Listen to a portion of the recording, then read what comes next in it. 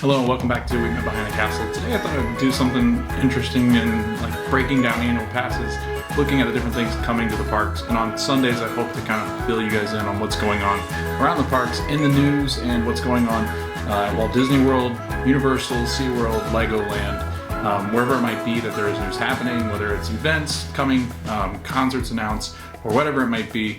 I'm hoping that Sundays I can use to kind of fill you guys in on what's going on around the parks, because I think it's interesting to kind of keep up on all the things that are happening here in Central Florida, just because people miss things. So the first thing I wanted to talk about was the annual pass for Walt Disney World.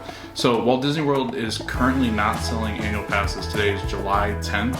It's Sunday, July 10th. So annual passes have been on pause. They are not being sold right now. So Disney actually suspended the sale of passes, and the only one that was showing that was on sale is the Pixie Dust Pass, which is for Florida residents, and it is currently up on their website as being sold. But I think if you add it to the cart and go to pay, I don't think it's actually being sold, because I did see on the annual pass page that people are going in trying to buy the Pixie Dust Pass because it's the only annual pass available right now. So Disney has 4 tiers of annual passes. The first one is the Disney Pixie Dust Pass, which is $399 plus tax, or $19 a month after 12 months, for 12 months for Florida residents after a $205 down payment. So what the annual passes do is they require you to put a down payment on, and I think Universal does this as well, but Disney is known for putting the down payment stipulation in the contract for your annual pass. So you'll put $205 down for all the annual passes, and then you'll pay like a monthly fee. You do have to be aware, because I think in the past I've had passes expire and they never told me about it, and then I had to go into guest relations. And now you really got to be careful, because sometimes if you let those passes expire, which I know a lot of people have because they've gone out of town and they haven't been down here since the pandemic, they've let passes expire, and Disney has given them back based on availability. So a lot of these annual passes, again, are based on availability, and right now there's just not availability for these annual pass holders. The second tier is the Disney Pirate Pass. It's $699 plus tax. I think I said in an earlier clip that was a smaller one, but I forgot about the Pixie Dust Pass because of it wasn't listed on the website that I was looking at. But the Disney Pirate Pass, as it reads here, $699 plus tax, or $45 per month when you do 12 months for Florida residents after a $205 down payment. And again, you can pay for these outright. Disney allows you to pay for them annually, so that way you don't have to worry about the monthly payments. But a lot of people I know do the monthly payments just because it's easier to afford it at that time. So the Disney Pirate Pass is the second tier. Now, going back to the first tier and looking at the second tier now, we can kind of look at the differences. But the Disney Pixie Dust Pass you can visit one or more Walt Disney World Resort theme parks on most weekdays with an advanced park reservation subject to blackout dates, and those blackout dates include most of your holidays. So you're really not going to be allowed into the parks when I think a lot of the kids would be on vacation or anything like that, because this pass doesn't really allow for them to be in the parks at the time. So if you're coming from out of town and you've got kids and you're doing the whole school trip thing where you're taking vacation time during the school trips that are planned by the school or by the district, you're not going to get your money's worth with this pass, because it's going to have different blackout dates that keep you from going into the parks. So I wouldn't suggest getting the Pixie Dust Pass. At that point, you're just better off paying for a ticket package through the resort deals that you get as well. But I would try to avoid these, just because the blackout dates, when you look at them, they are aplenty for this pass. You can hold up to 3 park reservations at a time. So this is what's new, is the park reservation system. And if you don't know anything about the park reservation system, basically Disney came up with this park reservation system to try to cut down and limit crowds from coming in during the pandemic. Well, it's now 2022, it's been 2 years, and the park reservation system is still in place, and it doesn't really look like it's going to be going away anytime soon. Hi Hazel, she likes to jump up here when I'm podcasting and doing videos, but she's not a pass holder. But that being said, again, this pass, I think the Pixie Dust Pass is just not worth it if you're looking to be somebody from out of town that's going to come up here and try to go to the parks. I know a lot of people throughout Florida come up here for their weekends. This pass doesn't really allow you to do that. It allows just those weekday reservations, and you get no weekends, so that's really tough to do. Now, the Pirate Pass, visit one or more Walt Disney World theme parks on most days with an advanced park reservation, subject to blackout dates, including peak and holiday season. So again, this one does have quite a bit of blackout dates, and we can kind of go through the blackout dates a little later, but the blackout dates are going to include most of your major holidays, a lot of different days at backup weekends, so like Labor Day, Memorial Day, those kind of days are going to be blocked out for this pass, the Pirate Pass. And again, that's $699 plus, so that's a lot of money to be throwing out there for a lot of the blackout dates that you're going to get with the Pirate Pass. Now, moving on to, you can hold 4 reservations for the Pirate Pass, which is different from the Pixie Dust Pass, where you can only hold 3. And then you do have availability to Florida residents only. So Florida residents only for the first 2 tiers. So if you've got a residency here where you're applying or you're getting this annual pass through, you can only get that through your Florida residency. So the first 2 tiers are only for Florida residents.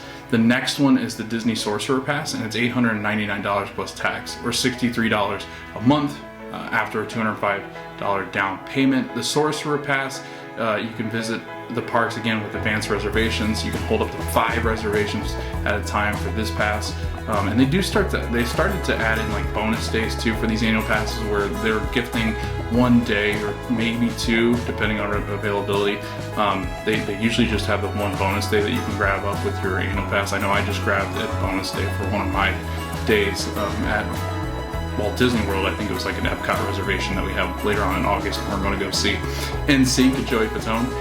Not the actual NSYNC is coming, but Joey Fatone's going to be there with some friends, so it's usually the guys from NSYNC, except Justin Timberlake.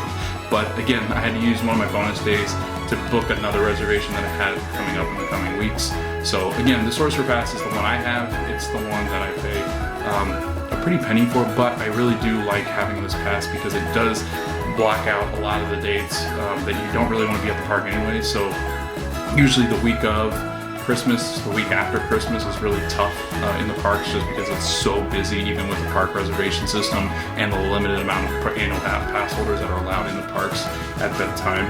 But also spring break around Easter, that becomes a really crazy time here in Walt Disney World, and I really don't like being in the parks then, and that's what this pass is always blocked out. So again, $899. It's available for Florida residents and Vacation Club members only, but it's again probably the better of the passes if you're going to come down here and make Florida your home. And then you've got the Disney and Credit Pass, which is available to everyone. It's $1,300 plus tax, or $99 per month after $205 with that down payment.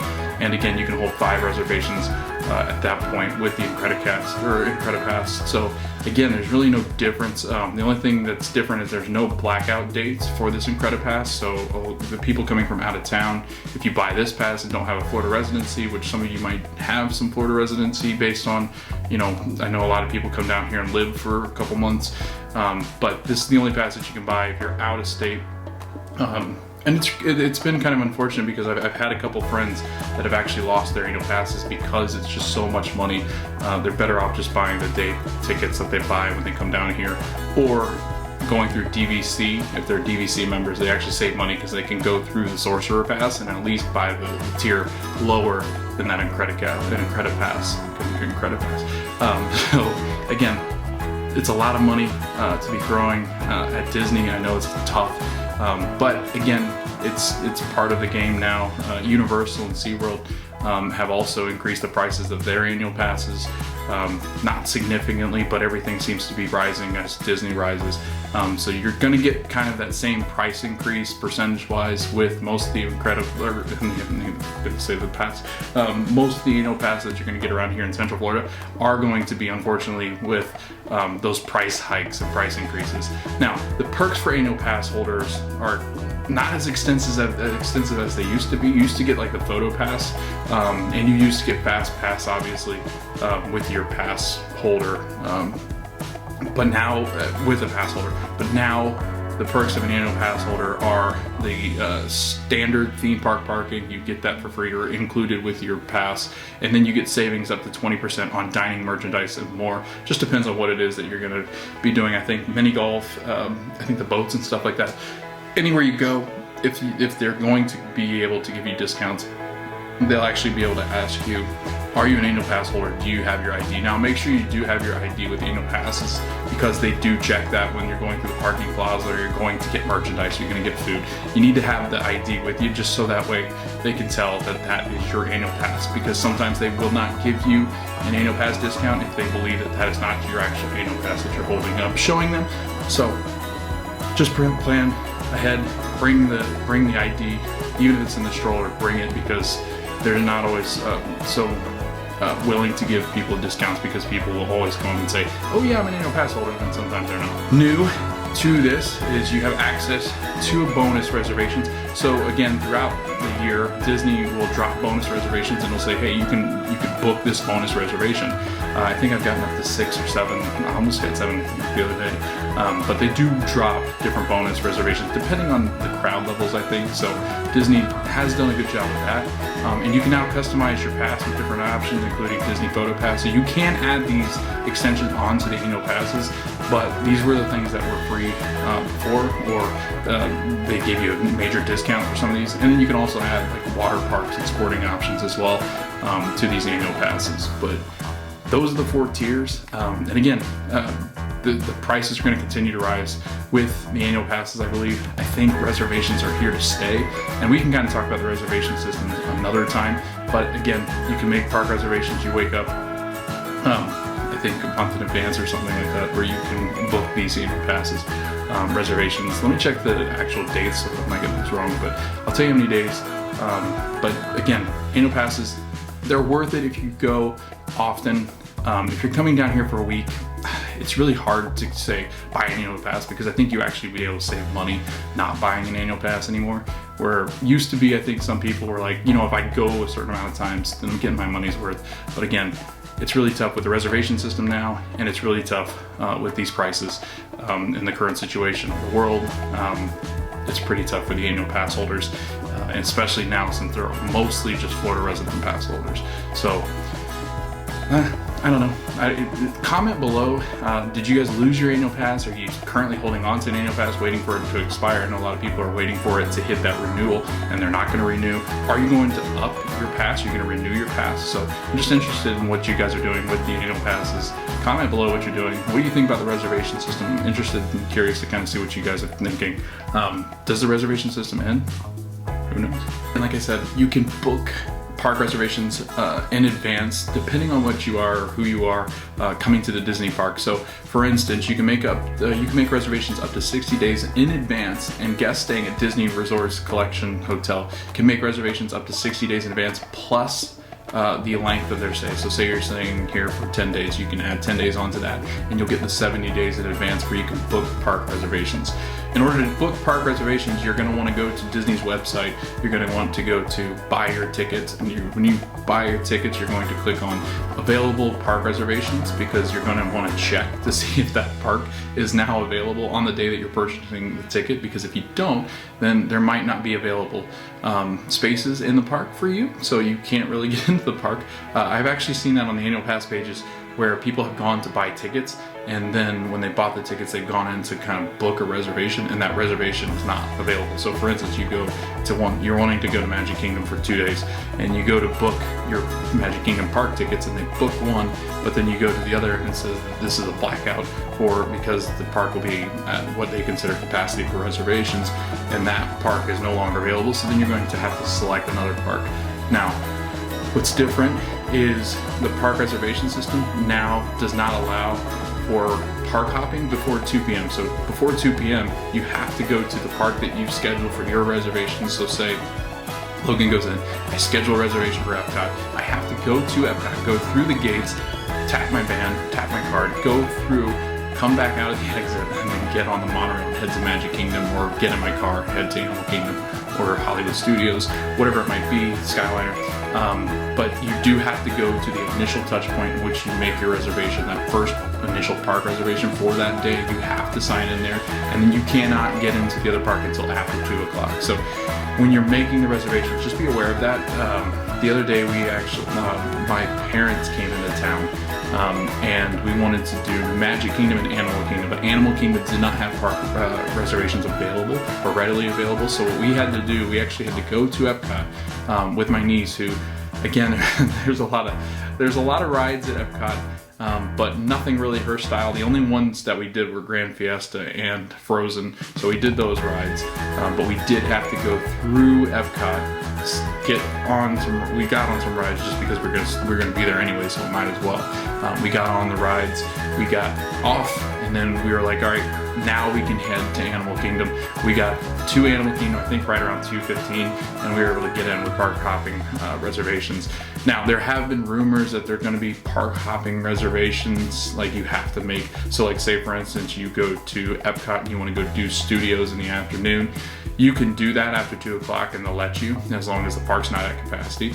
But you can get there comfortably, say whatever you just go through and like you normally would have through with park hopping. But now there's this rumor floating around. I think it was just floated out there to see how the public would react, where you would have to go in, make a reservation for Epcot, and then Hollywood Studios after 2 p.m. or noon or whenever you wanted to park hop, which would have been a nightmare. I don't think it's going to happen. But again, I guess we'll see. This reservation system's kind of taken this weird path towards keeping people out of the parks. It's been nice because when I've been at the parks, it hasn't been as crowded as it normally is in the summer.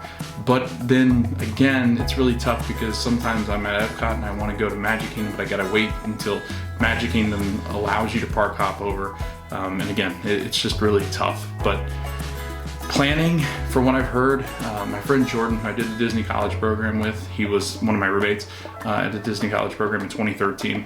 He actually had a really tough time because he visited and he was trying to book reservations for different parks, but he had a nightmare of a time trying to book because the days in which he wanted to go to Magic Kingdom and it made sense to go to Magic Kingdom, he couldn't book because there were no more park reservations. So he had to go to Hollywood Studios and then jump on a bus or whatever it might be and head over to Magic Kingdom. And it was just a nightmare for him. I know he had a really tough experience. And it's been really tough on people, this reservation system. I think there actually might be people that show up and don't really understand the reservation system and that they can't park hop anymore. So I can't imagine not knowing that, showing up. And hopefully this channel kind of gives you an idea of what you have to do, but you do have to make park reservations. And if you want to park hop, you have to do it right at 2 p.m. is when the gates switch over and you can then park hop once again, just like normal. All right, so another thing with the park hopping and reservation system with annual passes, I know the other day I went to look at August because I was trying to get in to see the August like 5th or 7th reservation that we made for Epcot, and it was there was a time in which I couldn't see like 30 days in advance. It was really strange, like it wouldn't let me on the page. What I did is I kind of refreshed it. It did come back up, so sometimes that does happen where the reservation system is not working on the website, so don't freak out immediately. Refresh your system, get back on and see what's going on, because sometimes park passes do become available, and if you're park hopping, you can't cancel. So I know people have asked the Disney cast members if you could, say for instance, you could go to Epcot, get into Epcot, cancel your Epcot reservation, and then go somewhere else. That's not something that you can do. I know a lot of annual pass holders were talking about this the other day on the pass holder page, is that you could cancel and then maybe you could then move on to another park if those parks had availability, but you can't. It knows when you've gone into a park and it knows that you're no longer allowed into another park until 2 p.m. So just make sure you're aware of that as well. All right, so I kind of talk about the park reservation system and how you make a reservation. So I'll kind of put in over here to the side of me, on this side up here, a screen grab of me making a reservation for a park on Monday, July 11th. If it's June, then we're going back in time. July 11th. So this is me going through the system making a park reservation. So you go into the Disney app. If you have the Disney Parks app, you go through, you hit the plus button, it'll bring up make a park reservation. It's on the bottom there. And you click on that, and then it takes you through and it says annual pass holder reservations or ticket reservations. So when you're buying day tickets, there's also the availability to make your reservations through the app, or you can do it on the website. But you can go through, and what you do is you click on that, whether you're an annual pass or day ticket holder, and you go through and it'll actually make you book a reservation. It'll give you the calendar in which parks are available as well. So you'll have to sign into your Disney account. You'll have to have all your passes and stuff linked, so make sure you have your passes linked, which is on this screen. And you'll have to go through and you'll have to select which park you want to go to, and then make sure that it is one of the ones that is highlighted. Now, if it's not highlighted and it's kind of grayed out, such as Magic Kingdom might be in this case, you're not able to get into that park.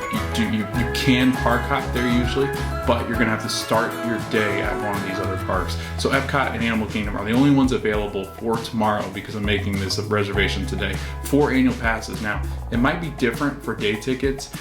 People haven't really figured out, like, obviously it's a safety concern, but they don't really have a number in which they're letting in, so they're not telling people obviously how many people are in the parks or how many reservations are being thrown out there to the public. But that being said, they do limit the amount of reservations that they do give out, so you can't often refresh to find new reservations. You're kind of just stuck in these two parks that are available here. So again, I scheduled Animal Kingdom for the 11th, but if you go through here, you'll click on this where you have your name or your park ticket and how you've linked. So like my annual pass is linked to this account. So you go through, you click on that, you go through the terms and services agreement, and you click on it, you made the reservation. And then if you scroll down here, you can kind of see where the reservation shows up. So you got this date's reservation, and then below this would normally be like any other reservations that I've made. It'll tell you in advance, like, hey, get ready for your reservation or get ready for your trip to the Disney parks. Your Disney Destinations email will come through and it will go to your email linked to the account. So make sure that you guys are checking that often, because that's where they're going to update you on different guidelines. Now, there aren't any mask mandates anymore for Disney. There's no temperature to check. And there's no mask requirement on transportation. I know that's a big question often. There's no longer mask requirements for Disney. You will still see people wearing masks throughout the parks, and cast members wearing masks throughout the parks. But again, they're not mandated by Disney at all throughout the property. So I did tell you that I was going to go through the blackout dates for each of the passes, because I want to make sure you guys know what you're getting into if you're buying these passes. Now, these are the 3 passes for the Florida residents. Again, with the Credit Pass, you are able to make a reservation. There is no blackout dates, but the parks do fill up, and then the reservation will disappear based on park availability. Now, with the Sorcerer Pass, there are some blackout dates that you want to be aware of as you guys are scheduling your trips. If you're from the state of Florida or you're a DVC member, because the Sorcerer Pass is available for DVC members as well.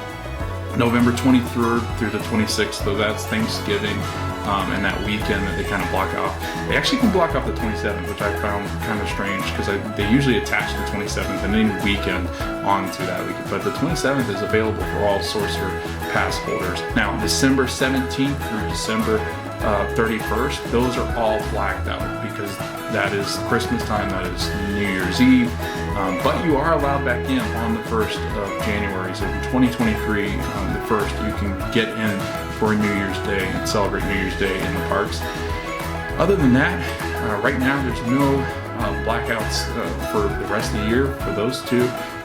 The next would be, and I actually was wrong on the other one. In April, they no longer black out the Easter holiday for the Sorcerer Pass. So if you're willing to come down on spring break and get into that craziness, good luck to you.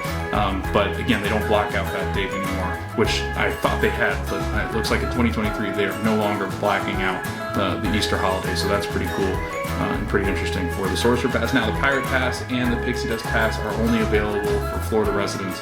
And again, there's a lot more blackout dates with these two passes. For the Pirate Pass, the 3rd through the 5th of September is going to be blacked out. That is Labor Day, so you won't be able to get in there. October 8th through the 10th, is that Columbus? I don't remember, but that is also 3 dates that are blacked out. So again, October 8th through the 10th, I believe, is Columbus Day. I might be wrong on that, but that's 3 days that are blacked out then. And then in November 18th through the 26th, and again, that 27th, the Sunday, is available for the Pirate Pass, but the 18th through the 26th is not available for Pirate Pass. And then in December, the 16th through the 1st, so you guys do not get the 1st as park availability day.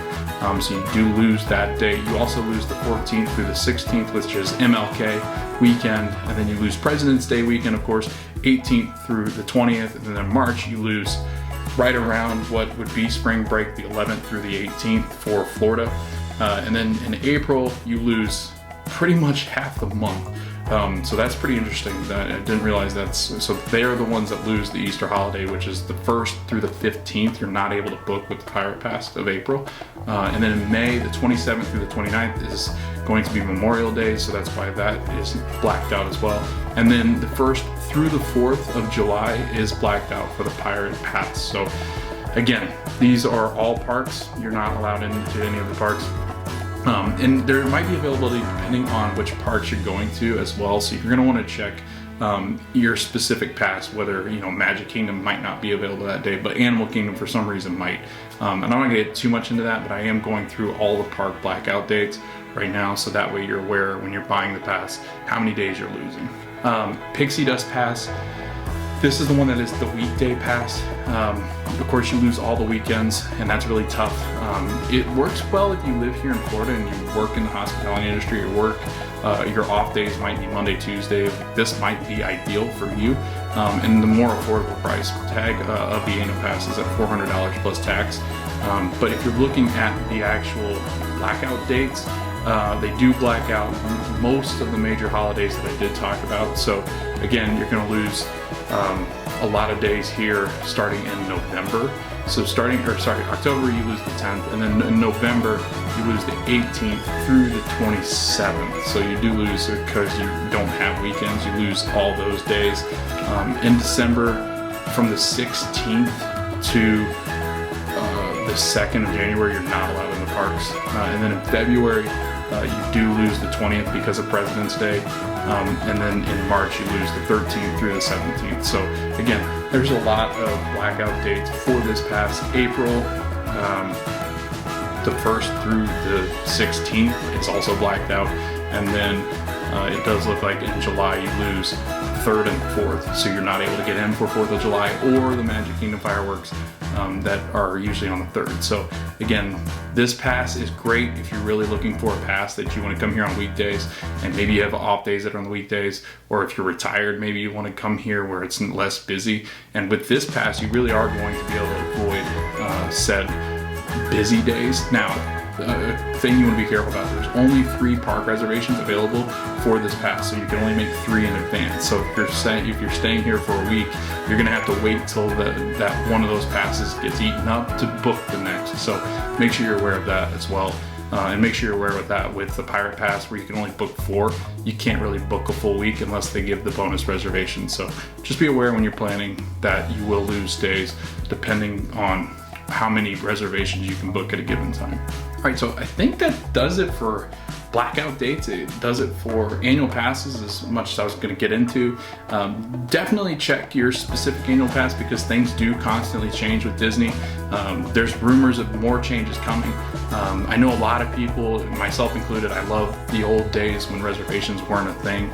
It does limit crowds, I will say that. The lines are hardly ever the wait times that are posted. Now, I don't want to promise anything. Sometimes you do wait more, sometimes you wait the exact same. But from what I've been able to tell, going to the parks, the wait times aren't quite as bad once you actually get into the wait, because the wait time posted is oftentimes just a guess, and now they're not giving the flick cards, and there's not really a good way to kind of judge what's going on in the queue, except maybe they're looking at something like a lightning lane.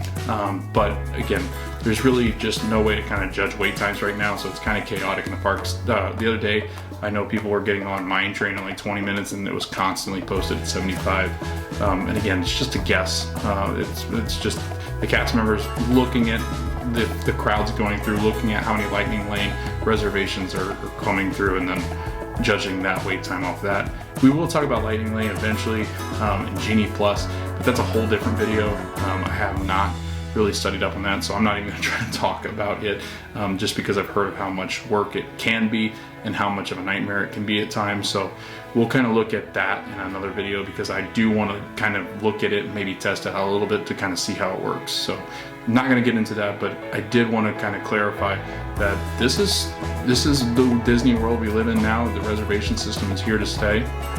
But I do want to get into more exciting news, because again, like I said, I wanted to be informative on Sundays, but I also want to give you some news on what is coming and some things that we're looking forward to. So again, we're going to focus on Walt Disney World for this Sunday, and then other Sundays we might do like SeaWorld or Universal or mix them in between, but this will be mostly Disney because of what's coming up. So yeah, I hope that gave you an update on what the annual passes are doing, what the park reservation system is like, and I hope that was informative for you guys. I hope every Sunday is informative for you guys, as there's going to be a little bit of tips, tricks, and advice in each of the Sunday videos just to kind of help you plan your next vacation to Central Florida. So have a good night, have a good week, and thanks for joining.